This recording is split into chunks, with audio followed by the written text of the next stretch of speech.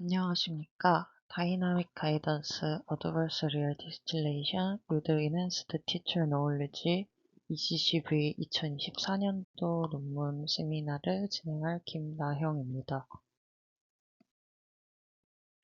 개요부터 말씀드리겠습니다. 먼저 해당 논문이 어떤 계기로 나오게 되었는지 말씀을 드리겠습니다. 2014년경 Adversarial Attack이라는 연구 주제가 발표되었습니다. 이는 모델 인풋에 아주 작은 방해라도 그것이 존재할 경우에는 굉장히 모델 학습에 취약하다는 그런 이론을 담은 리포트 논문이었는데요. 여기에 이어서 Adversarial Training이라는 연구로 발전이 됩니다. 이는 Adversarial example을 인풋 데이터에 포함시켜 모델이 이해에 조금 더 강건하도록 학습하는 그런 연구 분야입니다. 여기에 이어서 Adversarial Distillation이라는 연구로 발전합니다. 이는 큰 로버스트 티처 모델의 지식을 작은 스튜던트 모델의 디스틸레이션을 통해 전이하는 연구 분야인데요. 여기서 한계가 있습니다. 티처의 오분류는 무시합니다. 이는 티처가 잘못 예측한 경우에도 스튜던트가 그 출력을 그대로 따라 학습한다는 단점이 있습니다. 다음으로 모든 샘플을 동일하게 다룹니다. 이는 샘플의 중요도를 고려하지 않습니다. 마지막으로 잘못 분류된 샘플로 adversarial 예제를 생성합니다. 이는 오정보를 기반으로 공격 이미지를 생성하여 더 나쁜 학습 결과를 초래할 수 있습니다. 다음으로 제안하는 방법입니다. 먼저 제안하는 방법인 Dynamic Guidance Adversarial Distillation의 전체 구조는 다음과 같습니다. 구체적인 설명은 이어서 진행하도록 하겠습니다. 해당 논문을 이해하는 데 필요한 사전 지식을 설명드리도록 하겠습니다. 가장 먼저 Knowledge Distillation입니다. 이는 큰 모델의 소프트 아웃풋을 작은 모델이 따라하도록 학습하는 방식이고요. 하드 라벨과 소프트 라벨을 모두 사용합니다. 식은 다음과 같습니다. 다음으로는 Adversarial Distillation인데요. Knowledge Distillation에서 앞서 설명드렸던 Adversarial Training을 결합한 형태입니다. 학생이 교사의 Robust Prediction을 학습하고 Adversarial Example도 강해지도록 합니다. 수식은 다음과 같습니다.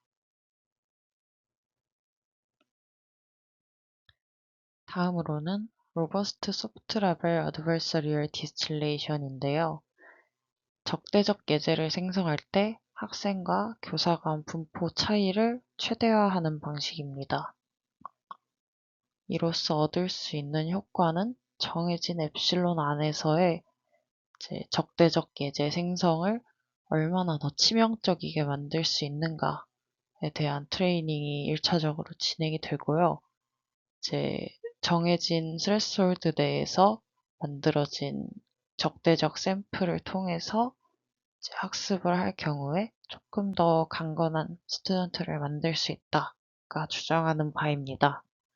그리고 Adaptive Adversarial Distillation은 위에 RSLAD는 클린 인풋의 라벨만 사용하는 데 반해 ADA-AD는 Adversarial 인풋의 라벨도 교사로부터 직접 사용합니다. 이것이 의미하는 바는 만들어진 Adversarial 인풋에 대한 KL Divergence를 최대화하는 그런 공격을 만드는데요. 그렇게 만들어진 적대적 인풋은 스튜던트가 티처의 결과를 많이 따라가지 못하는 그런 케이스가 되겠죠. 그러면은 조금 더 극단적인 학습 효과를 끌어올 수 있는데, 다만 해당 방법에서는 티처가 adversarial 인풋에 대해 조금 잘못된 예측을 했을 경우에 안 좋은 결과를 초래할 수 있다는 단점이 있습니다. 자, 이제 구조에서 제안하는 아이디어들을 정리해 볼 건데요. 가장 먼저 언급되는 것은 Misclassification Aware Partitioning, MAP입니다. 이는 교사 모델이 정답을 맞춘 샘플과 틀린 샘플을 구분해서 다르게 처리한다. 그런 취지를 가지고 있고요. 정답을 맞춘 샘플에 대해서는 좋은 파라미터를 가지고 있겠죠. 그러면은 더 열악한 환경에서의 좋은 결과를 얻기 위해 적대적 예제를 생성해 adversarial training을 수행하고요. 그리고 틀린 샘플에 대해서는 아직 완벽한 파라미터를 얻지 못한 상태겠죠. 그렇다면 깨끗한 샘플로 스탠다드 트레이닝을 수행합니다. 수식을 확인해 보면은 저희가 마지막에 보았던 ADAADA 형태를 가지고 있고, 요거는 제가 조금 위험할 수 있는 방법이다라는 언급을 드렸습니다. 그래서 그 부분을 해결하기 위해 이어지는 방법론을 또 한 가지 제안합니다. 앞서 언급했던 단점을 보완하기 위해서 Error Corrective Label Swapping이라는 기법을 제안하는데요. 이는 교사가 틀린 소프트 라벨을 줄 경우에 정답과 수합하여 수정하는 방식입니다. 이 말인즉슨 소프트 라벨에서 가장 높은 확률로 분류된 클래스와 정답 클래스의 확률을 서로 바꾸는 겁니다. 이는 학생이 정답에 조금 더 확신을 갖도록 유도하는 방식이고요. 수식으로 살펴보면 클린 샘플에 대해서는 그냥 오분류된 케이스에 대해서 수합하는 형태이고요. 그리고 이제 적대적 인풋, adversarial input에 대해서는 이제 그라운드 트루스 확률에 비해서 오분류한 샘플의 확률이 더 크게 나올 때, 그러니까 확실하게 오분류가 되었을 때 수합해주는 형태입니다. 이제 클린 샘플에 대해서는 위와 같이, adversarial 샘플에 대해서는 아래와 같이 조건부로 발동한다고 생각을 하면은 조금 편할 것 같습니다. 이렇게 수합을 적용해서 이제 teacher had, 수합이 적용된 티처로 로스를 대체하면은 앞서 언급했던 이제 ADAADA의 단점이었던 이제 adversarial 샘플에 대해서 티처가 잘못 예측을 했을 때 그거를 스튜던트가 따라갈 수도 있을 것이다 라는 케이스를 좀 막아줄 수 있는 그런 방법입니다. 다음으로 추가되는 기법은 Predictive Consistency Regularization 입니다. 이는 학생이 같은 샘플에 대해 클린, adversarial 예측을 다르게 하지 않도록 일관성을 유지하는 형태의 로스입니다. 그리고 토탈 로스는 이제 앞서 언급했던 로스들 세 가지를 모두 합해서 사용을 하는데요. 베타는 이제 실험을 위해서 좀 파라미터를 조절을 하면서 실험을 했습니다. 다음으로 어떤 실험들을 했는지 소개를 드려보겠습니다. 실험 중에서는 이제 가장 첫 번째로 evaluation study로 제안했던 MAP, ELS, PCR 구성 요소의 개별 및 조합 효과 분석을 수행했고요. 그리고 라벨 정정 방식을 비교했는데 여기서 이제 열에 보이는 클린, FGSM, PGD, CW, AA 요거는 그 adversarial 샘플을 어떻게 만들 것인가에 대한 방법론입니다.